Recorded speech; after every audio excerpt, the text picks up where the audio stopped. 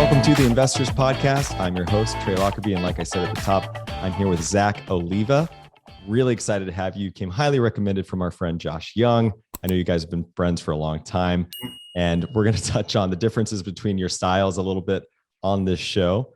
And you are bringing a refreshing flavor of investing, and I mean that by saying you're a little old school, and meaning following the days of the Buffett partnerships, for example. And I haven't found many people out there living that, right? Doing it that way anymore. And that's what piqued my interest the most. And I really want to dive into that. And one thing came up when we were chatting that I wanted to touch on, which is something I'm actually very jealous of, which is that your father taught you about Warren Buffett when you were very young. So that's an education I wish I had earlier in life. I'm kind of just interested in what your earliest memory looks like learning about Buffett and what impact that has had on your career. Sure.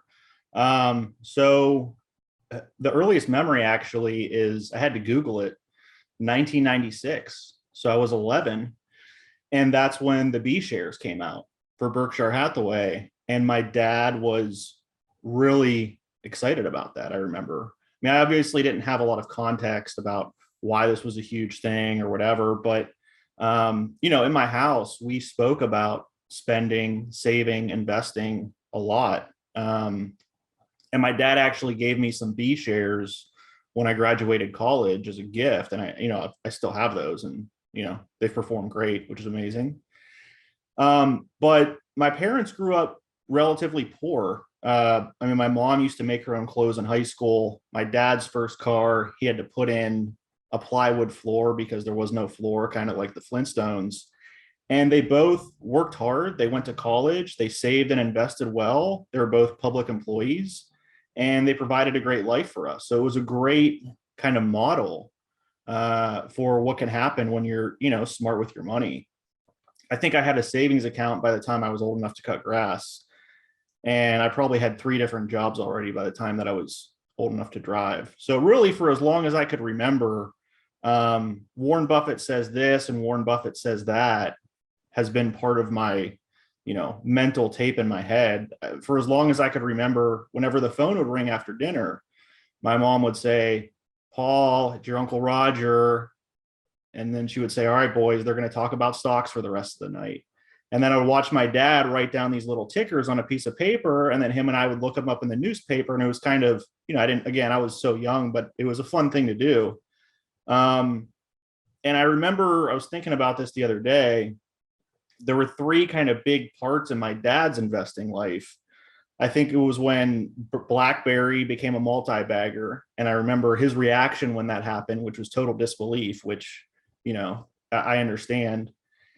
When Berkshire created the B shares, and when he found Fidelity Contra Fund. And what's interesting about that is I didn't realize the significance of this until a few months ago. I was reading an article, I think it might have been in Barron's, and they named Fidelity Contra Fund as one of the top mutual funds ever. And contra means contrarian. So the entire mutual fund was, of course, revolved around investing in out of favor stocks and out of favor industries. So, I was happy when I learned that, that my dad had those great successes. And I would say the biggest impact that it had on my career was it made making money fun. I could talk to people about it. There was kind of a context for it. And it was okay to make a lot of money, and it was kind of an attitude. And, you're from the Midwest, Trey. So there's kind of that, get up and work hard work ethic.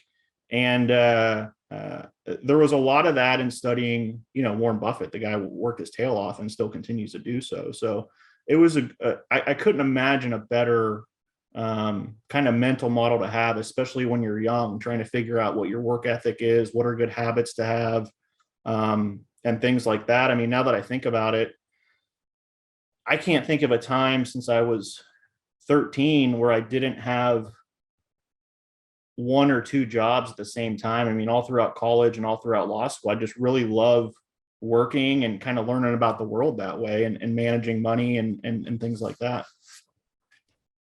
So come around 2008, 2009 timeframe, the market obviously has just fallen out of bed and you are finding yourself entering the professional world, right? And I'm curious to know how this led you down the path to law. And I want to kind of get into what skill sets that provided you that you then took to the investing you've been doing to date. Sure. So yeah, I mean, 2008, I graduated from Ohio State, and actually, I was going to school. I was really interested in international business and diplomacy, and those jobs just weren't there.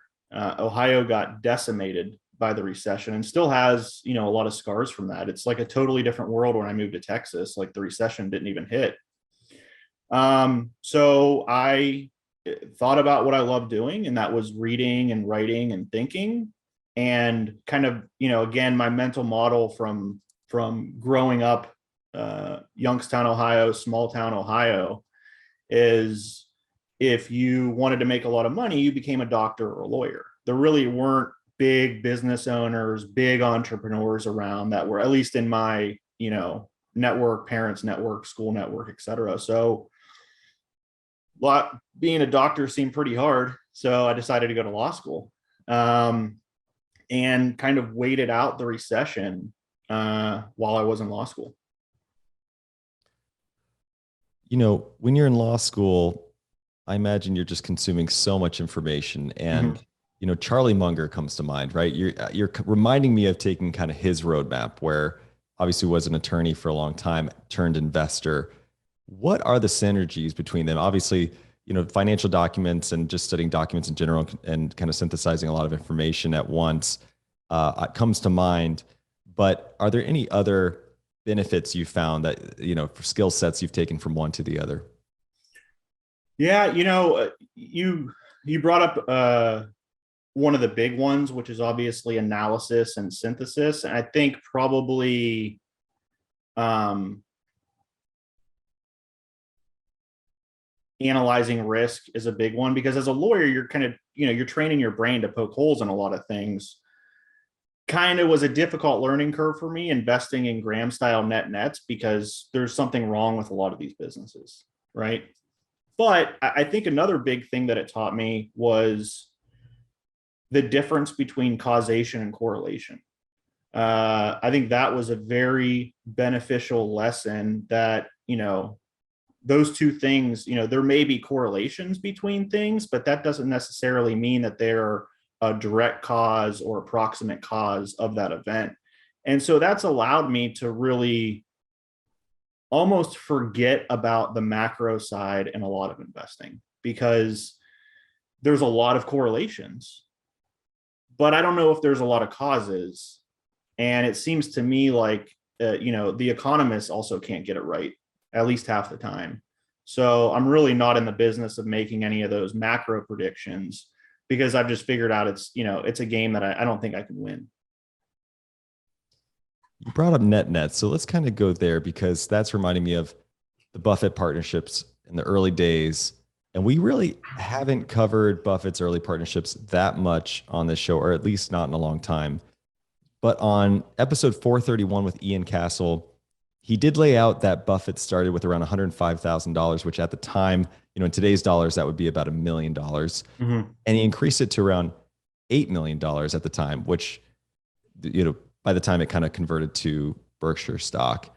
So that would be about 65 million in today's dollars. Mm-hmm.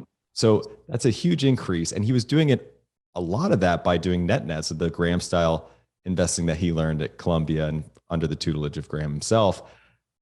I'd like to talk a little bit about that playbook and what Buffett was using at the time and what that looks like in today's markets, given your experience. Sure. So first, I thought that was a fantastic interview with Ian. He really seems like a smart investor. I don't know him, but I was really impressed with that interview and the community that he's built. And my family actually used to buy our Christmas trees in Amish country, Pennsylvania, where he's from. So I thought that was kind of funny. But, it took me a bit to learn about Buffett's early partnerships and to really have that aha moment. And the question that you asked previously, which was, when I talked about how fortunate it was growing up in a house that was, I guess, pro Buffett, there was a downside to that too. And it took me a while to unravel that. When I was introduced to Buffett at that young age, he was really focused on the great businesses at fair prices, right? And why wouldn't you be? You're one of the richest people in the world. Your universe is X, right? Not the cigar butts Buffett. And so I really had to work my way backwards. So basically, I just kind of found out that I wasn't really getting the returns that I wanted. And so I thought, all right, well, what was he doing when he first got started? So if you go back and look at the partnership letters from the 50s, which are a great read, he was mostly focused on generals, which is today what we would call net nets, Graham style. Basically, he was buying assets at a discount, current assets minus all liabilities, or could he buy below liquidation value? So at the same time, he was looking for workouts, which we would call special situations today. Now, depending on the availability of the generals, he would change up that allocation. So, for example, in 1957, he wrote that basically, hey, he wrote to his investors, if the market goes down, I'm going to buy as many of these generals as I can. I might even take out loans from the bank to do so. And so I think, he loved the generals. I think the workouts probably provided him with more maybe intellectual stimulation, and also probably provided him with more guaranteed returns, but they would take longer. So, with the net nets, it's kind of like you're going for those returns and there's, a lot of value there and you kind of strike while the iron's hot. Whereas with the generals, I think he wrote in his letters that they could take anywhere from 5 to 10 years, that he could see at that time to work out. So I can analogize it from a business owner's point of view. I think the generals are probably the bread and butter / keep the lights on style. And maybe the workouts or special situations would be like new business lines or expansion, if you were operating a regular business. I don't think that you need to do both. And Benjamin Graham, he gave a few interviews right before he died. And he basically said, look, I know this seems too good to be true, that you can generate good, consistent returns using this kind of net approach, but I haven't been able to find, I've been testing it for 60 years and I haven't been able to find otherwise. So I think that either in the beginning of the partnerships, when Buffett started moving away from the generals into the workout situations, everyone's different, right? Some people like a lot of control in their investments. Some people want investments where they know the founder and believe in the founder, like you're in your interview with Ian. And so everyone's different. And so I think, maybe he got bored. I know Graham got bored with the net nets. He would spend a lot of his time translating plays from Latin to Greek, Latin to French, or Buffett wanted more control over his investments. But what's crazy to me is what an absolute machine he is. There was an interview with Alice Schroeder online after the snowball effect came out. And she wrote that even if he would see a general now, he would pick it up for his personal account. And then I listened to a Monish Pabrai video. It might have been one of your interviews. And when he said that he was in Buffett's office and there was the Japanese company handbook on the desk, and like Japan and Asia is usually a pretty good place to find these net nets.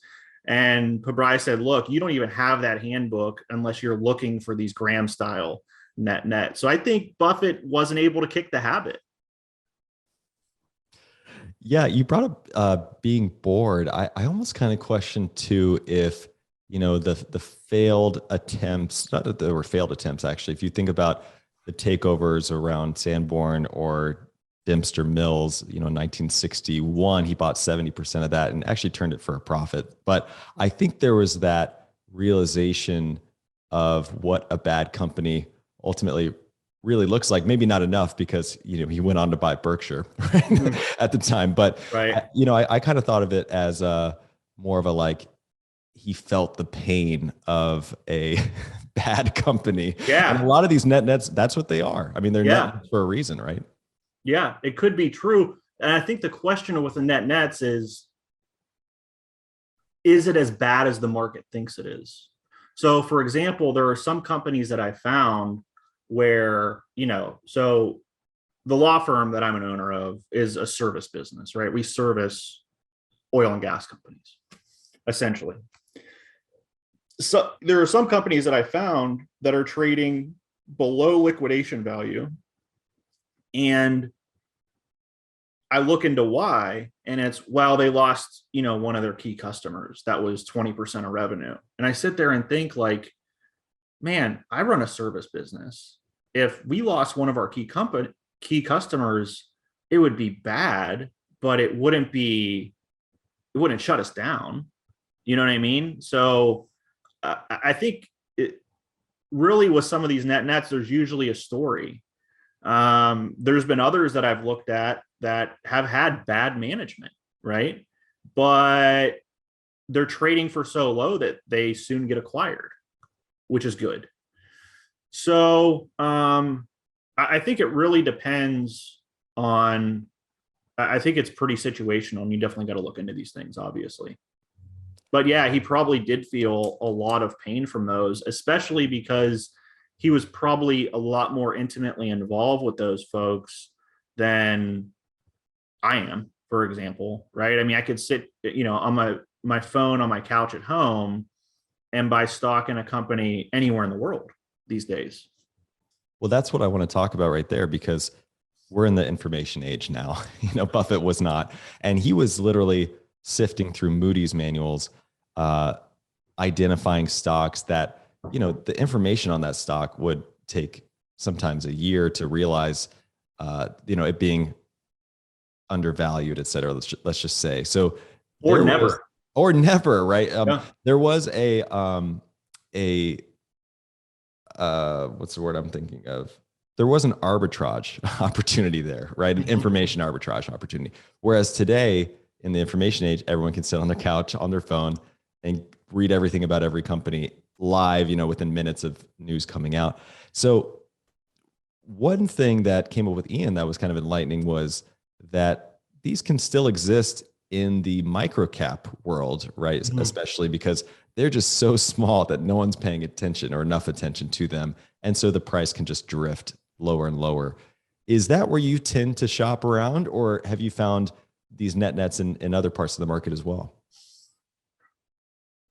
So I think that because of the way that the market is structured and the major participants in the market, right? Some funds have rules where they can't participate below certain market caps, or it just doesn't make sense for them to go look into companies below, say, $100 million, right? So you have smaller funds in there that you compete with, because you're always competing with someone on the other side of every transaction. And you have, I don't know, I like to think of retired dentists maybe being on the other side. But I think it generally, in the small and micro cap space, there's a lot, but there's always exceptions to that. I'm pretty sure, I don't remember the exact year, but in the 2000s, Apple was a net. So, I don't know if I really want to be the poster child for like, hey, everyone go out and buy net nets because they're out there, because that would, be competitive. But I've read in books in the last, several years with, famous investors who got started in Graham style investing, and they're in print saying, yeah, I used to do these net stocks, but they don't exist anymore. And I'm like, well, yeah, they do. You can find them, and it's great when you do. So, yeah, I don't know if that's a misconception in the market. I think it also could be the times. Like, if I look at a large group of people, say the folks that attended my wedding, right? Then they're not looking for net nets. They're looking to do options trading these days. They're looking at the FANG stocks. They're trying to buy Tesla. They're trying to invest in Bitcoin. It takes a while, I think, as an investor to get to wrap your head around net nets. And it's a leap of faith, right? It's a leap of faith in the market and in an investing process. I'm satisfied with the evidence that exists on it, and the performance, but other people may not be, and that's their prerogative. You mentioned the other side of the trade, and one exchange that has been happening as of late that I just find interesting and maybe topical for this discussion is the transfer of shares, it would seem, from Carl Icahn to Warren Buffett with Occidental. And I know that you have a bit of knowledge around the oil and gas industry. I'm kind of curious what you think about that exchange. If you just have any general thoughts on that when you're thinking about Carl Icahn being on the other side of the trade, but Buffett's buying. I just find that dynamic, pretty interesting. Man, I don't know. That's kind of a battle between titans. Carl Icahn is a legend, and the picture also changed, right? From when Buffett bought to when Carl originally kind of got involved in Oxy and some of these other oil and gas companies. If you were the market has changed a lot since then. So I guess I don't have any really big insight besides that, it's kind of funny. And it seems like Carl's always kind of trying to catch up to Warren. This is just another. It does. All right. So sticking with the partnerships for a little bit longer, one of the more interesting points about the Buffett partnerships is the fee structure. And so walk us through what that fee structure was and how it's actually inspired you and your own fund and its fee structure. Sure. So the fee structure in the Buffett partnerships was basically a 25% fee to him, performance fee, above a 6% high water mark. So in some partnerships, he shared in the downside. He didn't do that very long. And for example, if he only made 5% in a year, he had to make it up in the next year to get his fee. So it didn't just inspire me. I mean, I copied it. And there's a few reasons why. First, I don't really need the management fee. So I've run businesses before, besides the law firm, besides this investment fund. It's basically a vehicle for me to manage my money, my family's money in one place, and have partners participate alongside of me. So I'm not really worried about the management fee. I don't need it to pay the rent or for a Bloomberg subscription or anything like that. Second, I really wanted an incentive on myself to keep costs low. And I really can't think of a better incentive than the fact that they come out of my profits. So I don't have, nor I desire to have, a bunch of analysts, Bloomberg subscription, investors relation person. I have a few website subscriptions like Net Hunter, and I subscribe to Value Line. And outside of that, my costs are pretty low. Really, I think the biggest asset that I have is not technology, it's my brain. And so I just try and really protect that. I'm also an entrepreneur at heart. So I love getting paid for performance. It's kind of how I'm wired. And I don't if I'm not doing my job and getting people returns, I don't see why I should get paid for that. And so the way I look at it, when I'm doing well, my partners are rewarding me handsomely, but they're also getting, they're getting great returns. So I really think that everyone wins with this structure. And fourth, lazily, I just saw that Monish Pabrai was doing it, and I heard him talk about it a few times, and then it just became such an obvious no-brainer to me, because of a lot of the reasons that I mentioned. And I just think that obvious decisions are the easiest ones. One thing that's interesting about this is Guy Spear a few years ago, I think probably in the early 2000s, maybe, he did a blog post where he basically said, hey, if you have a Buffett part style fee structure in your partnership, please write in. I want to hear from you. And he posted the results of that on his blog. And most of the folks who wrote in said, I have a Buffett fee structure, but it's modified and I charge a 0.5% for management fee.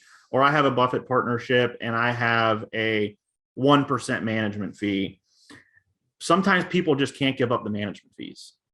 And, so I found that funny, but I get it. If you're just starting out and you need to pay the rent or you need to feed yourself, like, I'm not knocking it. It's just a situation, or rather a structure that I find works the best for how I'm wired and for how I look at performance. It seems to align the interests of the partnership quite a bit. And, one thing that I've heard. Interestingly, Trey, I didn't mean to interrupt you. I actually got negative feedback when I started the fund about the Buffett fee structure, that some folks said, well, in this day and age, because hedge funds are like a thing, right? And I live in Houston where it's private equity funds and investment funds galore. No one's going to take you seriously if you don't charge a management fee. I don't know if that's true or not. I think that if people do think that way, it means we're probably not aligned. So it probably does a good job screening folks out that I maybe wouldn't want to be partnered with anyways. But yeah, it's an interesting topic. Sometimes from those skeptics, you often hear that, well, Buffett could do that back then because, interest rates were higher. They were in the 6% range or whatever. Which actually isn't true. If you go back to the 1956, 57 era when he was getting started, rates were below 4%. They were in the threes, right? And they kind of bounced around from there. So they're not that much higher than they were here. Right. The S&P was kind of performing more. So 6% often seemed a little odd to me in some ways, right? It almost seems random if you look back at history. I'm kind of curious, is it arbitrary? Does it come from something that you found? I think it's what he decided at the time based on a very young Buffett, and it worked for him and he kept it. I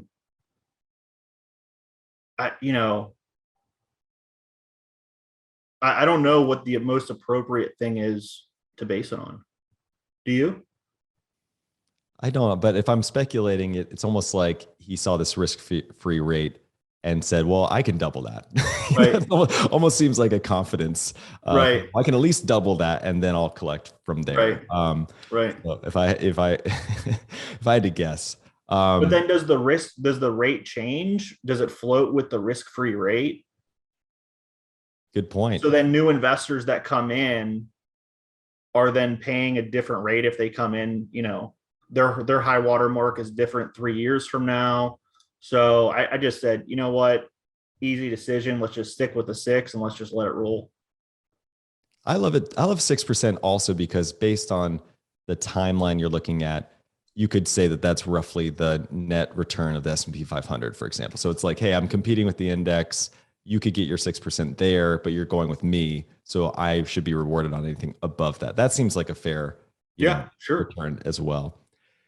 All right, let's shift gears a little bit and talk about the art of investing, because you and I have both reached a similar conclusion, and that is that you really can't invest using someone else's just rigid framework blindly, at least. And when I think about that, I compare it to being a musician, and you can learn how to play guitar like Stevie Ray Vaughan, for example, all day long. But if you wanted to really break through, you'd really have to come up with your own sound, your own approach. And I think investing is really no different. So some of your influences are names that we really haven't touched on with this show yet. And I'd like to kind of specifically ask about the influence that Walter Schloss and Allan Mecham have had on you. And if you could provide, first of all, just a background on those two investors specifically. Sure. I was hoping that you bring that up. Walter, in my opinion, does not get the love that he deserves. I mean, this is a guy, he worked as a teenager for Ben Graham and basically as a runner, and didn't go to college, and he outperformed the market for 50 years. If you would have invested with him on day one, like $100,000, that would have turned into something like over $100 million over those 50 years. If you would have invested in an index fund of the S&P or the equivalent, that would have returned something like 10 or 11 million dollars. So also Walter is a fantastic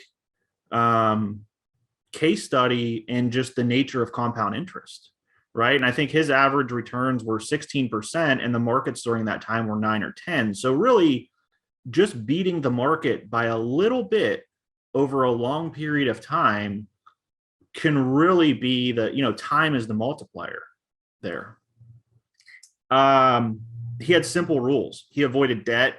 He bought mostly what Buffett would consider to be generals. And I mean, he worked for Ben Graham, right? So bought generals and stocks trading below book value. He tried to buy at a multi-year low. He never talked to management. A friend of mine thinks that he was a simple guy with a great temperament for investing. And that's what I love about investing. You don't have to be Warren Buffett. You don't have to be Charlie Munger. You don't have to be, Carl Icahn, as long as you have the right attitude and the right temperament. And, you don't have to be the smartest guy in town. You don't even have to be the smartest guy in your block. You just have to have patience, discipline, and the right temperament, and not deviate from those things. And those things will carry most of the weight. He had low overhead, which I love. I think his overhead, he's running like hundreds of millions of dollars, was like $10,000 a year. He worked basically out of a closet at Tweedy Brown, and his expenses were value line, postage, and his phone line. He didn't have any assistants or analysts. I think eventually his son started working with him later in his life. And he worked 9 to 5. So, a friend of mine said that Walter wins for greatest return on time. And I think what's lost today is that, isn't that what investing is all about? A return on your time? Or is it this, hashtag grind, hashtag, working 18 hours a day, building out these DCF spreadsheets, reading these analyst reports? If you like doing that stuff, that's great. But I'm terrible at Excel. I'm absolutely horrible at Excel. So I think what I love about Walter is, he was really good at leveraging his time, and he used that by having the right attitude and the right temperament. And as a business owner, and I'm sure you can appreciate this, the best leverage that you can have is the right strategy, the right decisions, and using your time effectively. That's what investing should reward. He was also incredibly organized. I mean, he managed over 100 holdings at once, which I actually have to dig into because that would be a lot to manage. Allan Mecham, he's a really interesting guy to study. There was an article that came out in Forbes probably a decade ago that called him the next Warren Buffett. I think he seems like a pretty private guy. And the article was really interesting.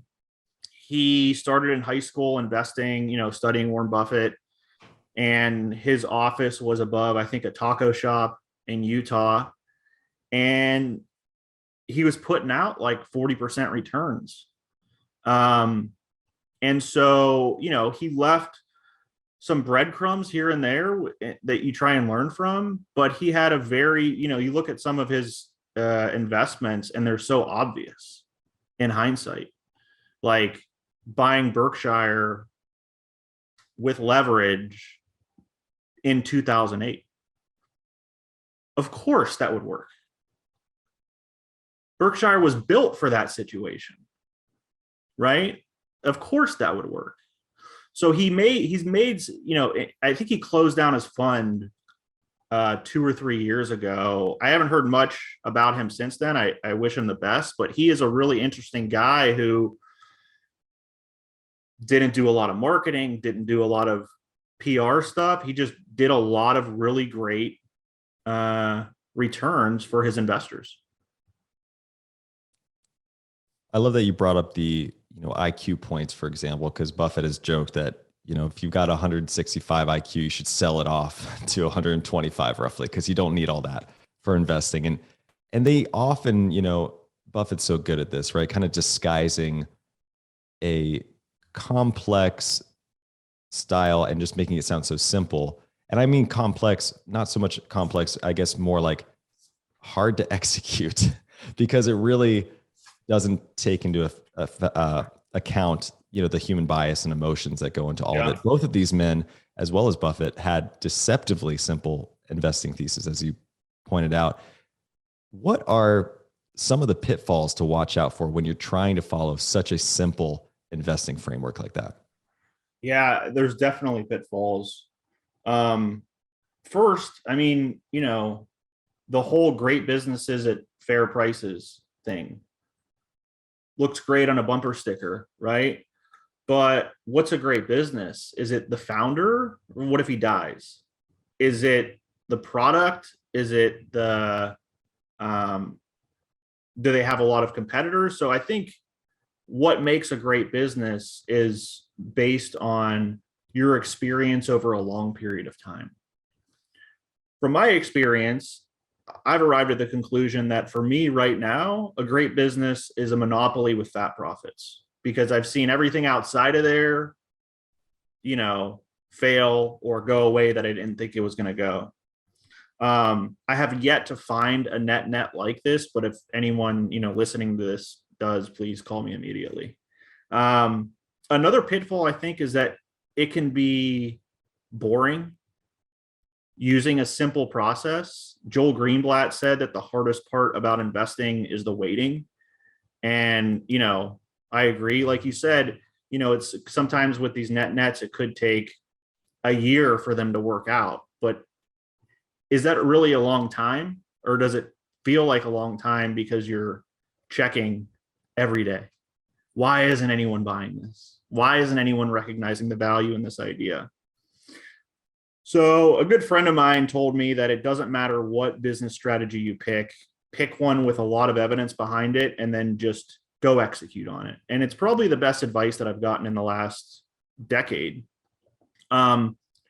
Usually when I hear of investors who were very successful and then not, it seems to be because they got away from that simple style of investing. I can tell when my friends who run investment funds are bored. I usually get a phone call. I think I'm going to start investing in real estate, or there's this crazy macro situation going on that I really think I can take advantage of. And I just say, go walk your dog, stick with your style. It's working. The market will keep up. It's proven. And I think also having a beginner's mindset and not getting overconfident is important. You don't need to know everything about everything, nor can you. I think with a simple investing style, it really is important to be questioning that, right? But also at the same time, trust in it. That may be very contradictory. As you said earlier, some of this advice makes for a great bumper sticker, which I love. But when you dig into investing in these great investors, you start to understand that even though it looks simple, it requires nuance. For example, Walter Schloss, came from Graham and Doddsville, as Warren Buffett would say, right? He was from the school of Graham. But even having Warren Buffett as a colleague, I mean, Warren has said that he had no influence on Walter Schloss. Like, he very much was an independent thinker doing his own thing. And even you have Buffett in your ear telling you it's a good or bad idea. You think that would have some impact on you, but not for him. So, you can clone to a certain degree, but you have to kind of pave your own path and have your own creative. I don't know if I buy into it being as simple as what Monish makes it out to be, I guess. I agree with you. There's work that goes into it, right? But with your music, using that as an example, when did you start to find your own style? Was it when you first started, or was it after you became pretty good at it? I will answer this by giving you an impression that will give you an example of someone around me who said something that made a big impression on me. So I was on tour with a guy. We walked into one of the bars we were playing with that night, and the guy behind the bar said, like, what you been up to? And the guy I was touring with said, just trying to write a song. And I just loved that answer because that was so perfect. Just trying to write a song. Like, because as a musician, that's all you're trying to do. You get up every day and that's what you're trying to do. And I relate that to being an investor so much, right? Just you get up every day and you're just trying to find a stock, right? You're just trying to find the opportunity. That's what I've been up to. And so, you know, I'm in an effort not to make this interview about me. I'll share that much and just say that, that had a big impact on me. But enough about me. I want to talk about your process because it's more interesting to me. So let's just talk about when you get to the office and what the first thing you do is when you are looking for a new investment or you're showing up to work just trying to find an opportunity. I make sure I'm nice and relaxed. I make sure I have a checklist to make sure that I didn't show up to work to buy something. And I'm looking for big, obvious opportunities. I'm trying to think of an example of a big, obvious. So a big, obvious opportunity to me would be a company that's been in business for 10 years or so, decent profitability, unloved industry, maybe an unloved story behind the company, and they're trading for less than the amount of cash that they have in the bank. To me, on a per share, basis or market cap or whatever, to me, as long as there's other things there, the management's not diluting shareholders, they have little to no debt, obviously. They're not trading at an all-time high, which at that point they wouldn't be at all. I just look for big, obvious opportunities, and I just try and keep it simple like that.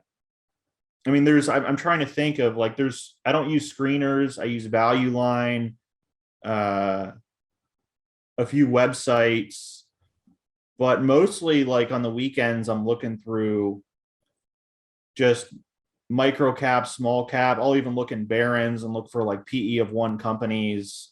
And I'm just looking for big, obvious opportunities. And I still pick pennies up off the ground when I see them on the sidewalk, right? So I'm looking for free, essentially, or discounted money, basically. You mentioned not using screeners. Another frequent guest of ours is Toby Carlisle, and he's very adamant about deep value. One of my favorite books, actually, Deep Value. Everyone should go read it.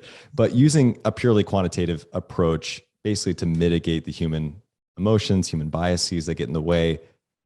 What, if any, quant style tactics or metrics do you tend to look for in an investment?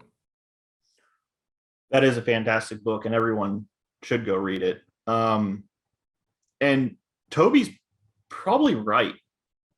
I have a few anecdotes for this. So first, in the last interview before his death, Ben Graham said, look, the best way to do this is buy low PE stocks.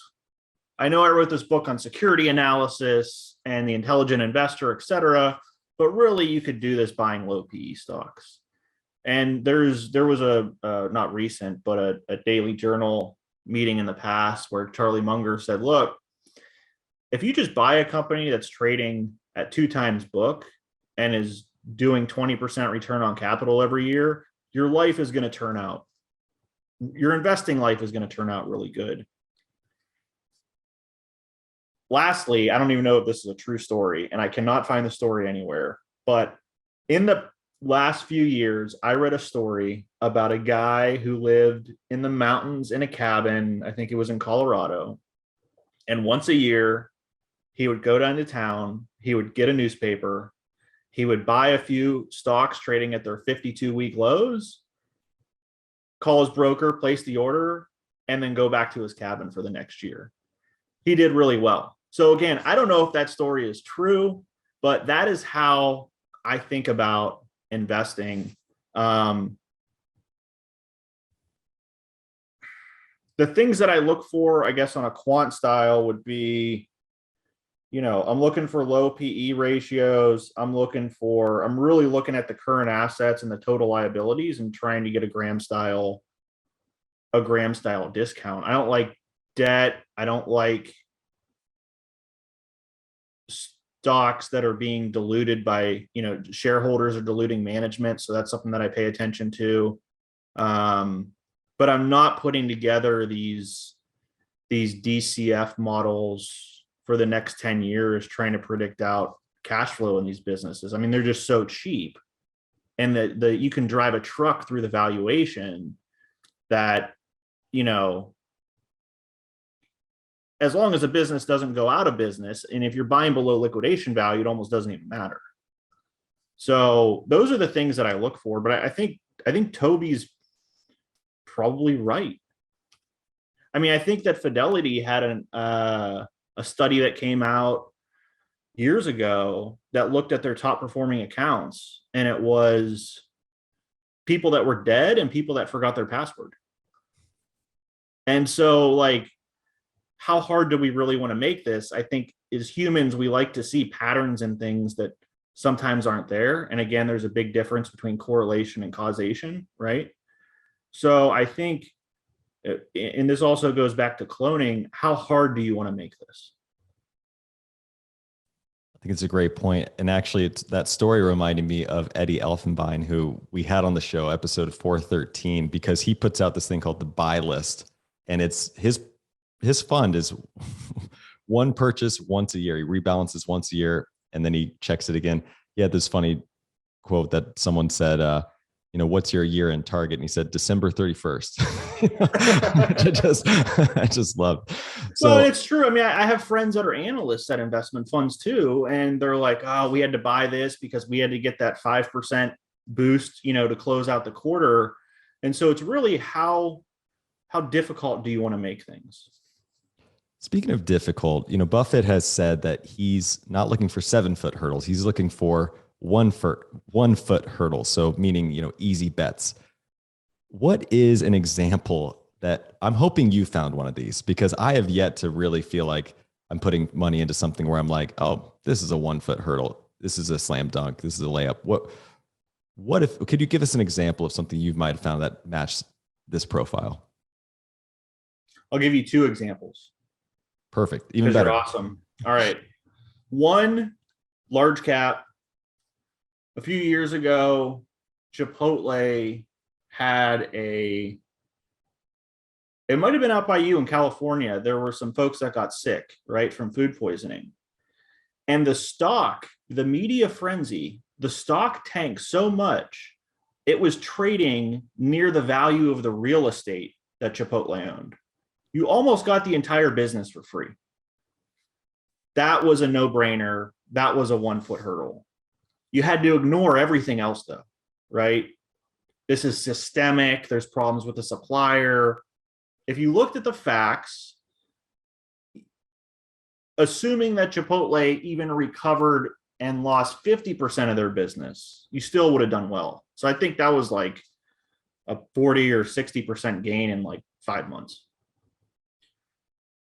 Another company called support.com, that was a non-current holding a few years ago. It was a service company, and they were like an outsourced customer service company for like AT&T, Comcast, things like that.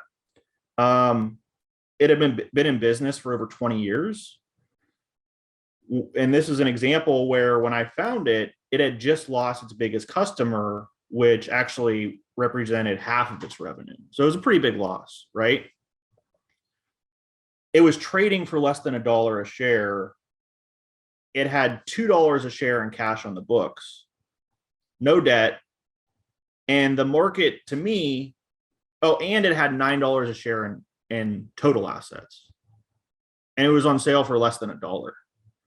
So I just thought to myself that the market was really pricing this thing as if it had lost all of its customers and that they were immediately going to go out of business. And I thought, man, if they just add one new customer, right, or get acquired, then that's great. and they ended up getting acquired. I think it went up 800%. And then when I sold it, it went up another 1,000%, I think. So, sometimes stuff like that happens. So I guess you can make the argument that one of my best investments actually turned into one of my worst investments based on that, right? So, I mean, if you think about it from a business owner's mindset,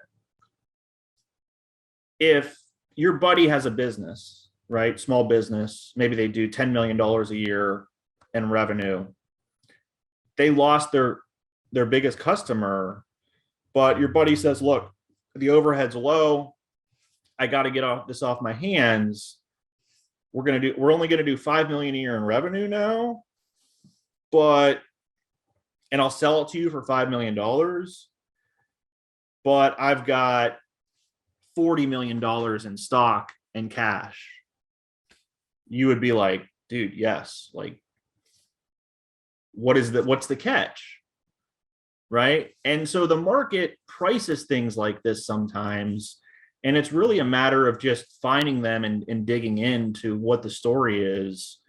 And also, I don't like buying them one at a time. I kind of like buying them using a basket approach, right?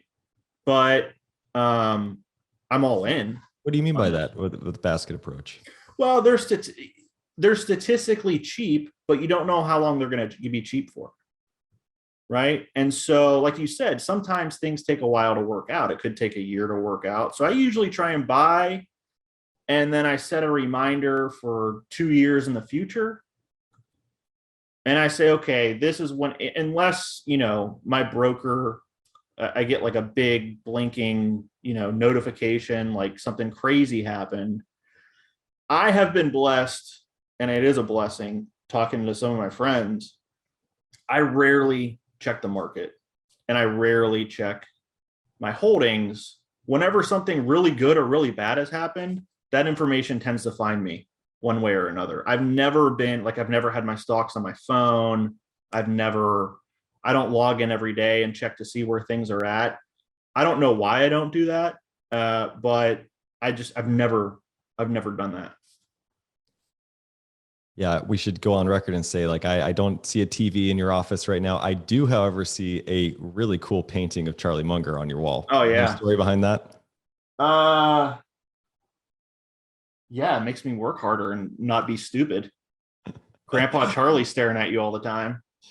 I did not install these wood, the wood walls. Just for clarity too. I'm old school. I'm not that old school. They were here when I moved in. You just mentioned Sandridge. So I have to ask, because I know that you are not typically investing in the oil and gas industry, even though you're an expert in it and your law practice is highly focused on it. Maybe talk to us about why you might steer away from that industry if you were, so inclined. Well, I know how the sausage is made. I'm just, it's really just a preference. I think there's some amazing operators and entrepreneurs in the oil and gas industry. It gets a bad rap right now. But really, I found it to be just full of folks who are, very hardworking, take a lot of pride in their work. But as a rule, I tend to stay away from natural resource production companies.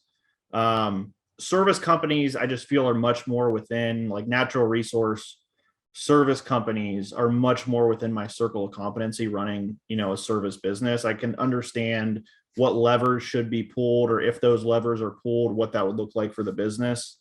And it's really just a personal preference. It cuts down on the amount of stocks that I have to look at too, which is always, good. I think that area is probably better left to specialists like Josh Young, right, who was just on your show, who loves investing in the industry, has great relationships with a lot of folks that are really, really bright in the industry, and he's really a specialist in this field. Um, here we go. Okay.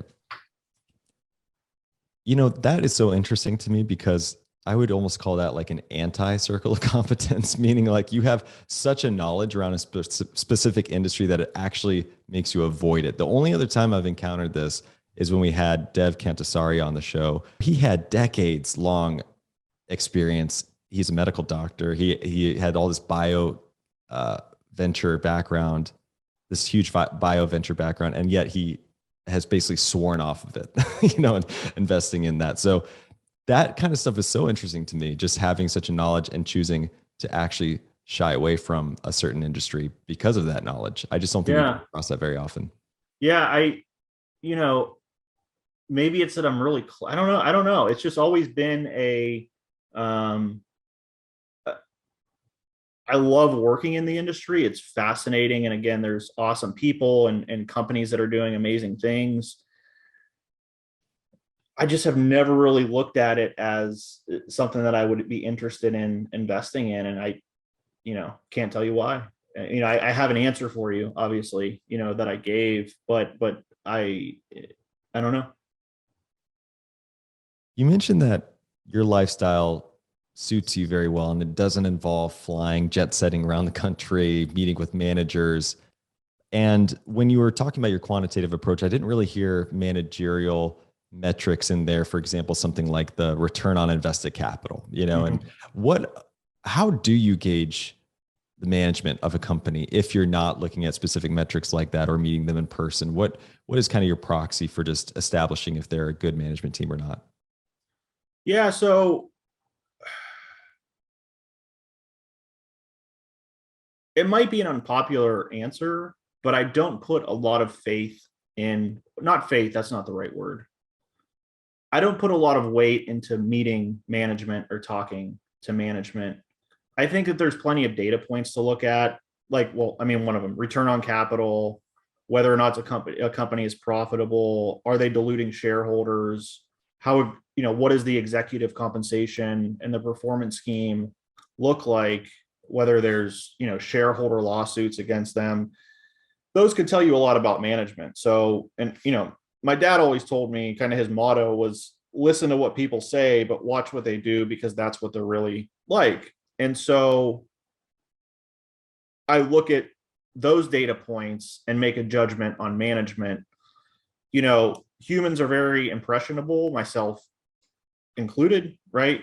So, and CEOs got to where they are partially by being great at sales. And to me, I don't like that math. There's not a big enough margin of safety in that math. But I do have a question for you. What was the first thing that you would look at in a business, as a business owner? What's the first thing that you would look at in a business to see if management was doing their job, if all you had was the data? I would defer to the answer I got from Tom Gaynor at one point, which was the company's debt. He mentioned this, I think it was Pirates or, this comparison to folks who you can learn a lot by how much they're using debt to run the business. And, and I've always thought that I've always found that to be an interesting first indicator. Yeah. You don't hear that much. You really don't. No. You surprisingly wouldn't. And it's funny you mentioned that too, because as much as Buffett and Munger stress the importance of like a great management team, I've also heard them say that if it really came down to product or management, who would win out? And it's product every time, in their opinion, right? I think Coca-Cola comes to mind probably, right? Like that. Yeah, you can have a great enough product that like it's, you could have monkeys running the business. That's a great business, right? So, yeah, I don't know. I think it's always an interesting question that I like to ask people, and I never heard debt before as something to look at, and I think that that's a great metric to look at.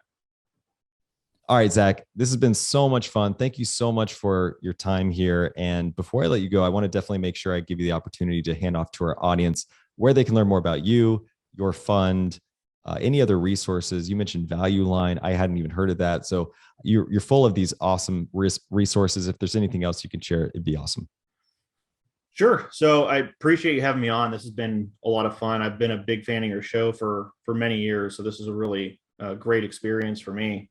Um, the easiest place to find me is zacksnotes.com. That's ZACK notes.com. I write there. I have links to other stuff. It's kind of a central point to connect. And Value Line is an amazing resource. This is what it looks like. They send you this big binder. They used to be weekly updates that you would get on their universe of stocks. They're switching to monthly. The next thing I know, they're going to put everything online, which will really be the bane of my existence. I'm very much a paper guy, but yeah, it's a great resource and everyone should check it out. Anyone interested in Graham style investing should also check out a website called hunter.com. It's a really good resource. One last thing I want to mention is, one of the people who actually the only person who really got me involved in your show many years ago was a good friend of mine named Sal Ponzio, who was a fantastic entrepreneur from Youngstown, Ohio. He also had a very promising career at Ernst & Young, and we were best friends since preschool. And he wrote a book called Fit Finance, which is available on Amazon. And it's a book that he wrote for high school students and college kids on everything from compound interest to why you need to start your 401k now to how to get out of debt, along with things like the psychology behind investing and spending. Basically, he took all the lessons that he had learned in his mid-30s and said, just the kind of guy he was, I wish I would have known about this when I was in high school. Our personal finance class in high school was how to balance a checkbook, taught by, the football coach. So we didn't learn a whole lot about compound interest in there. So sadly, he passed away from cancer, a really heroic battle about 4 months ago. And so all the proceeds from this book go to scholarships for high school students, and everyone should go buy a copy. Absolutely. We will make sure to put that in the show notes for everyone interested. We'll have a link to that book. Thank you for sharing that. Zack, this has been such a wonderful conversation. I really enjoyed it. Let's do it again sometime. Yeah, absolutely. Thanks for having me on, Trey. Thanks for watching. Make sure to subscribe and hit that notification bell so you don't miss out on the next podcast episode and new investing resources. What are your takeaways and thoughts on this discussion? Let us know in the comments section below.